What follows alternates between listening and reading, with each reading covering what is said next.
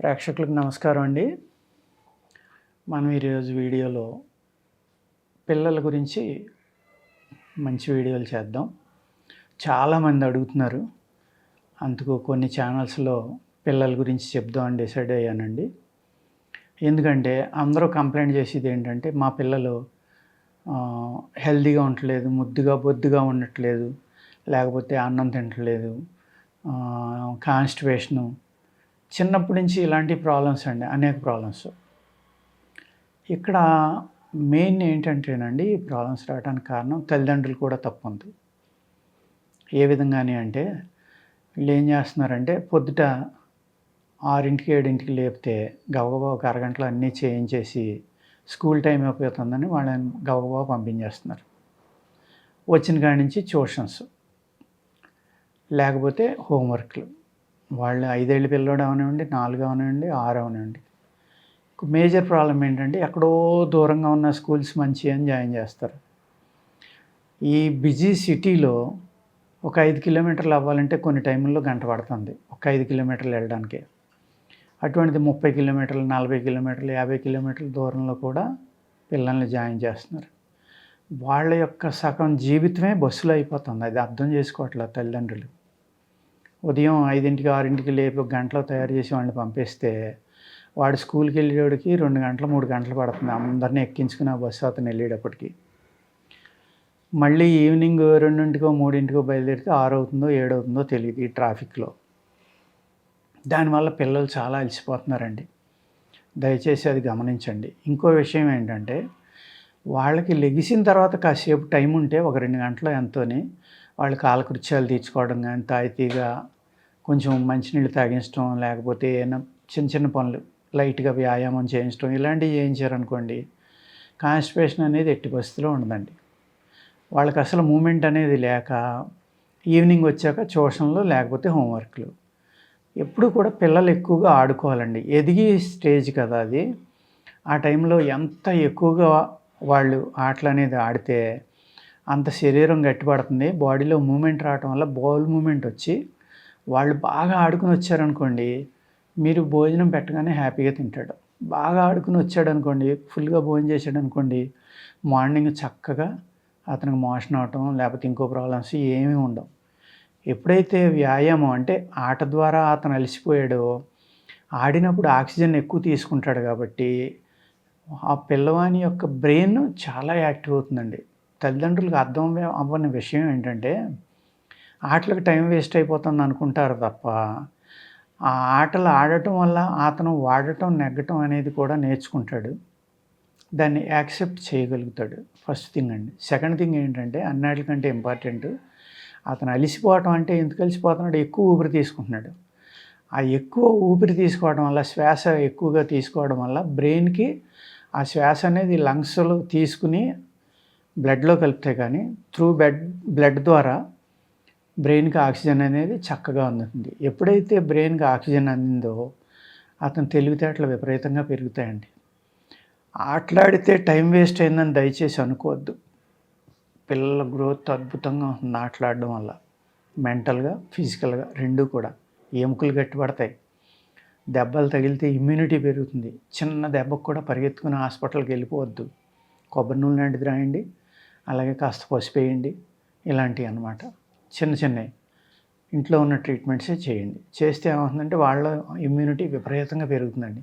అంతే తప్ప చిన్న దెబ్బ తగిలేడికి పరిగెత్తుకుని వెళ్ళిపోవటం, పెయిన్ కిల్లర్స్, యాంటీబయాటిక్స్ వాడడం ఇలాంటివి చేశారనుకోండి, వాళ్ళ బాడీలో ఈ దెబ్బ నుంచి ఏదైతే శరీరాన్ని కాపాడుతా ఆ దెబ్బ తొందరగా తగ్గటానికి ఒక మెకానిజం అనేది బాడీలో తయారయ్యి ఆ వూండ్ అనేది ఇమీడియట్గా హీల్ అయిపోయేలాగా బాడీయే చూసుకుంటుంది.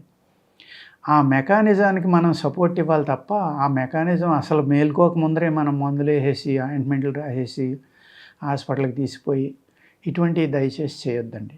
అటువంటివి చేయటం వల్ల ఏమవుతుందంటే వాళ్ళ బాడీలో రెసిస్టెన్స్ పవర్ అనేది మ్యాక్సిమం తగ్గిపోతుంది. ఆ రెసిస్టెన్స్ పవర్ పెంచడానికి ప్రయత్నించండి. ఎప్పుడైతే వీళ్ళు ఇలా బాగా ఆడారో వాటర్ ఎక్కువ తాగుతారు. వాటర్ ఎక్కువ తాగితే ఏమవుతుంది, రక్త శుద్ధి అవుతుంది, కిడ్నీసు, లివరు, మూత్ర అవయవాలు అన్నీ శుద్ధి అవుతాయి. దానివల్ల అతను ఉదయం లేవటంతో హ్యాపీగా చక్కగా మోషన్ ఫ్రీగా అయిందనుకోండి, ఆరోగ్యంగా ఉంటాడు ఆ పిల్లోడు. అప్పుడు ఆకలి కూడా పెరుగుతుంది ఆటోమేటిక్‌గా. ఇయన్నీ లింక్ అనమాట. అలాగే పిల్లలకి ఏం చేస్తున్నారంటే ఫోన్ ఇచ్చేస్తున్నారు. అల్లరి చేయట్లేదు ఫోన్ ఇచ్చేస్తే. వీడితోటి మనకు గొడవ లేదు. పెట్టిందల్లా తినేస్తున్నాడు.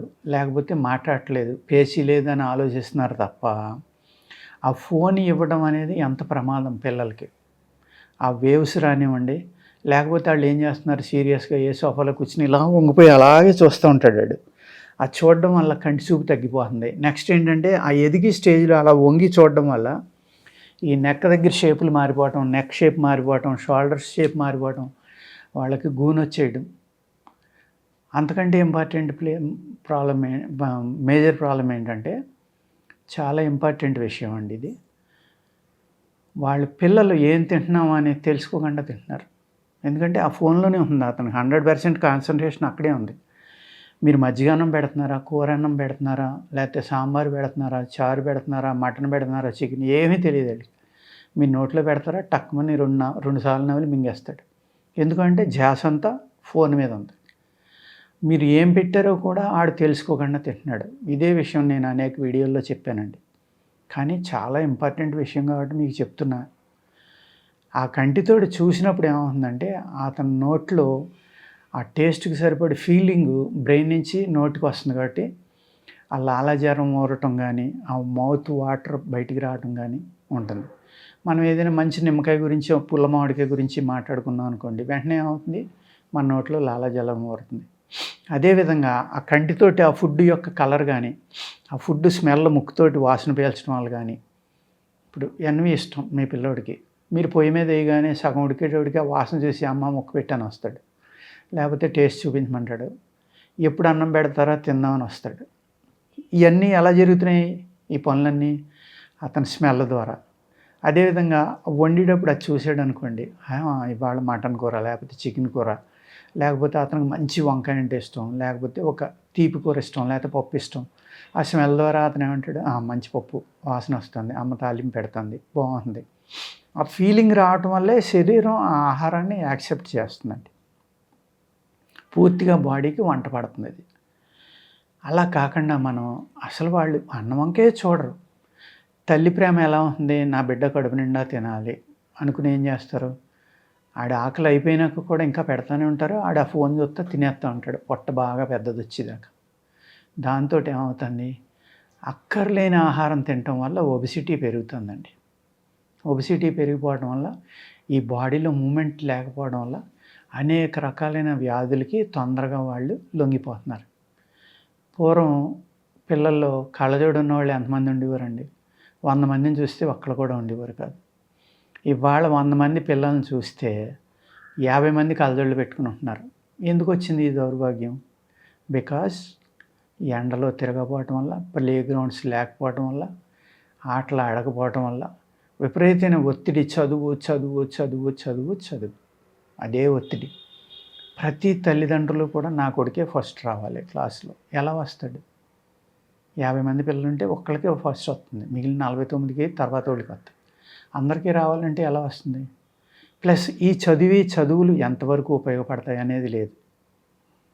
వాళ్ళ యొక్క జీవితాన్ని మనం చిన్నపిల్లల యొక్క ఎంజాయ్మెంట్ ఏదైతే ఆడుకుంటా వాళ్ళు ఎంజాయ్ చేయాలో ఆ జీవితాన్ని మనం పాడు చేసి, నిజం చెప్పాలంటే వాళ్ళ జీవితాన్ని మనం నలిపేస్తున్నాం, చిదిమేస్తున్నాం అంటారు చూసారా.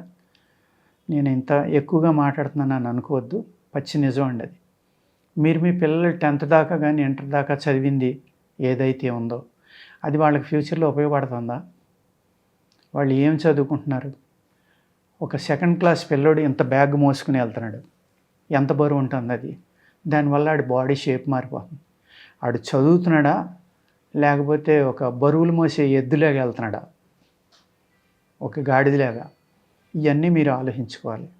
ఆలోచించుకుని వాళ్ళ ఆహారం అలవాట్లు, ప్లేగ్రౌండ్లో ఎక్కువసేపు ఆడించడం, ఎండలో తిప్పడం, అదేవిధంగా వాళ్ళని టైంకి పడుకోబెట్టడం. ఒత్తిడి ఇవ్వద్దు, దయచేసి ఒత్తిడి చేయొద్దు. 1st, 2nd క్లాసుల్లో కూడా వాళ్ళకి 99% వచ్చేసి వాళ్ళు ఉద్ధరించేది ఏమీ ఉండదు. దయచేసి తల్లిదండ్రులు అర్థం చేసుకుని మీ పిల్లలు ఆనందంగా నవ్వుతా ఎప్పుడూ ఆడుకుంటా ఆరోగ్యంగా పెరగాలని ఆశిస్తే నేను ఈ వీడియోలో చెప్పినవి కొన్నైనా ఆచరించండి. ఫోన్లకు దూరంగా పెట్టండి, టీవీలకి సాధ్యమైనంత దూరంగా పెట్టండి. అలాగే వాళ్ళకి ఇష్టమైనవి పెడతా ఉండండి. మీ ఇష్టాన్ని వాళ్ళ మీద బలవంతంగా రుద్దేసి పెట్టేయద్దు. అదేవిధంగా పూర్వకాలం మనం ఏ అయితే పెట్టేవాళ్ళమో ఆ ఆహారాన్ని ఇస్తే మంచిదండి. ఓకేనా? నమస్కారం.